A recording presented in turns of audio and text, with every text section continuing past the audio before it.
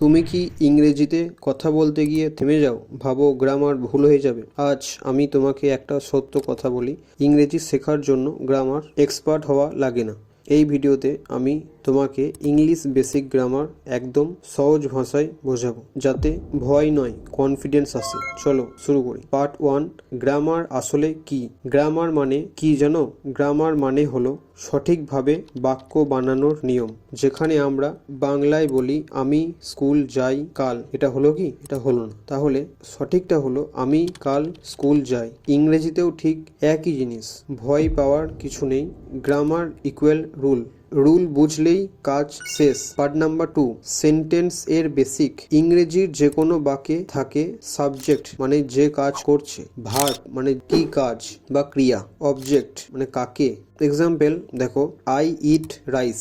I হলো subject, ইট হলো verb আর rice হলো অবজেক্ট। এতটুকু বুঝলেই তুমি 50% গ্রামার জিতে গেছো। পার্ট নাম্বার 3, টেন্স একদম সহজভাবে। সবচেয়ে ভয়ঙ্কর শব্দ টেন্স, কিন্তু আসলে এটা খুব ইজি। প্রেজেন্ট মানে এখন, যেমন আই ইট রাইস, আমি এখন ভাত খাই। পাস্ট মানে আগে, আই এট রাইস, আমি ভাত খেয়েছি। তারপর ফিউচার মানে পরে, যেটা ভবিষ্যৎ বোঝায়। আই উইল ইট রাইস মানে আমি ভাত খাবো। এই তিনটে জিনিস মনে রেখো, এখন, আগে, পরে, এটাই টেন্স, কোনো জাদু নেই। পার্ট নাম্বার 4, গ্রামার শিখে কথা বলার ট্রিক।